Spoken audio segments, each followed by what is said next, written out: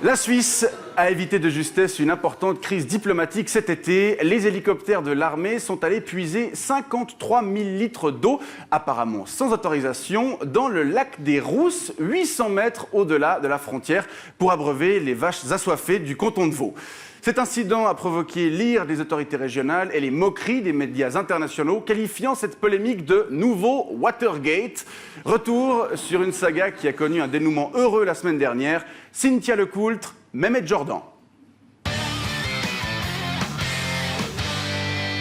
Le matin du 23 juillet, les riverains du lac des Rousses, dans le département français du Jura, aperçoivent 2 hélicoptères de l'armée suisse qui effectuent des rotations pour prélever de l'eau jusqu'en milieu d'après-midi. Avec Jean-Luc, on a fait une quinzaine de rotations pour aller piquer de l'eau chez les Shadocks. Quand j'ai reçu l'ordre de passer par-dessus la frontière, je peux dire que j'étais tout excité, j'ai cru qu'on allait les envahir. Bon, après, on nous a expliqué que c'était pour donner à boire à nos vaches. Donc voilà, faut dire qu'ils faisaient une de ces tiafs. Hein. Quand t'as une vache, t'as pas envie qu'il fasse chaud comme ça, je peux te dire. Hein. Ça, c'est... Ouais. Mais les prélèvements d'eau se seraient faits sans l'accord des autorités françaises. C'est pour la télé suisse, c'est ça? Une autorisation de survol, donnée par Paris, Bonjour Anso. aurait été mal interprétée par l'armée suisse, qui a puisé dans le lac sans que les élus locaux ne soient mis au courant. Quand bien même une demande aurait été formulée, celle-ci n'aurait pas dû être transmise à Paris, mais à la sous-préfecture de la Dôle pour l'ouverture d'un dossier départemental de transfert de volume hydraulique sur le territoire français, ou dossier TVHTF. Ce dossier serait ensuite parti au bureau de Besançon de Madame la Présidente de Franche-Comté, Marie-Guide Dufay. Il aurait ensuite été renvoyé à Lons-le-Saunier pour confirmation préfectorale, avant d'atterrir ici, sur ce bureau. À partir de là, ça devient du domaine de la police des eaux et on peut entrer en matière. En cette semaine, c'était réglé. Waouh, Anso! On se croirait presque devant un tableau de Mondrian. Parce que j'ai fait une prépa artistique après mon CAP. Je vous l'ai dit?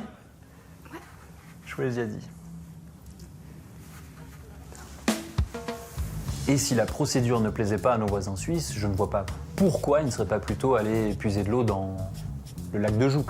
Ouais, mais bon, le lac de Joux, c'est quand même un peu plus loin, ou bien? Un incident qui a fait beaucoup de bruit, et en l'occurrence beaucoup de bruit pour pas grand-chose, puisque l'eau subtilisée n'a même pas été consommée. Ah non, pas question de boire de l'eau française. Sinon ma viande, elle est plus AOC, madame. Quoi qu'il en soit, tout est rentré dans l'ordre la semaine dernière. Au nom de la Confédération, donc on tient à vous présenter toutes nos condoléances, Merci. enfin nos Avec excuses. On leur a dit qu'on était désolés. Hein. Les bricelets, un peu de grissini, parce qu'il y a toutes les régions qui sont... Ouais, bah vous bouterez, c'est très bien.